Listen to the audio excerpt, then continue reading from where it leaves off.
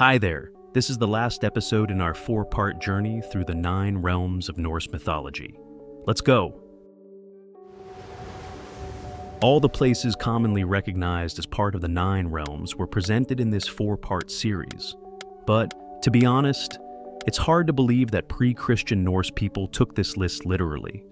And even harder to imagine that they saw these places as autonomous worlds, hanging from the branches of a gigantic tree. The truth is that it is impossible to fully comprehend what the 9 worlds might have been, since the myths preserved in the Eddas and the sagas do not encompass the entirety of Norse religion. They are merely fragments of an oral and ritual tradition that has largely been lost. What we know today about rituals and popular practice is largely the result of reconstructions based on passages from the sagas, combined with scattered archaeological and linguistic findings. One of the most intriguing hypotheses is that shamanic traditions from neighboring peoples, such as the Sámi of the far north Eurasian regions, influenced Norse religious practices. It is no coincidence that Odin, the most enigmatic of the gods, reflects so many traits of the shaman. He travels between worlds, transforms into animals, communicates with the dead and spirits, and seeks hidden knowledge through ecstatic states.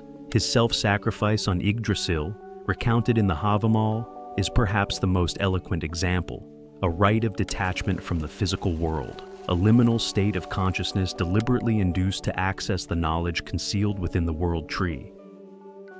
For a long time, academia avoided symbolic, if not outright esoteric, interpretations, favoring philological and positivist approaches. This is partly understandable. Just look at the surge of modern inventions, such as the so-called Viking yoga, to grasp the risks of an unbridled imagination. Even so, scholars like Jens Peter Schjødt, Neil Price, and Clive Tolley, among others, have rehabilitated the shamanic hypothesis with rigor. Schjødt, in particular, argues that Norse cosmology, centered on Yggdrasil and the 9 worlds, should not be read as a geographical account, but as symbolic language, a way of stratifying reality into different planes of perception.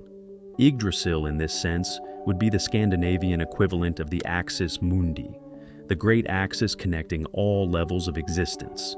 These levels are generally described as 9, arranged along a vertical axis in triads of similar nature. At the top, the planes of the gods and higher consciousness.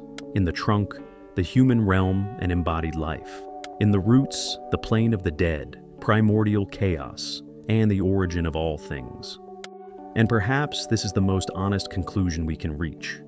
Norse cosmology is far from being merely an inventory of fantastic places, and, in the end, the 9 realms may not even correspond to the territories we have listed here.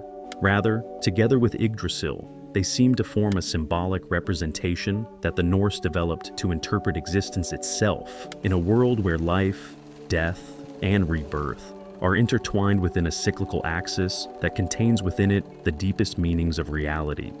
But, as I've already said, we must be cautious whenever imagination comes into play. The risk of contaminating an honest attempt to understand the worldview of pre-Christian Norse people with modern projections is high.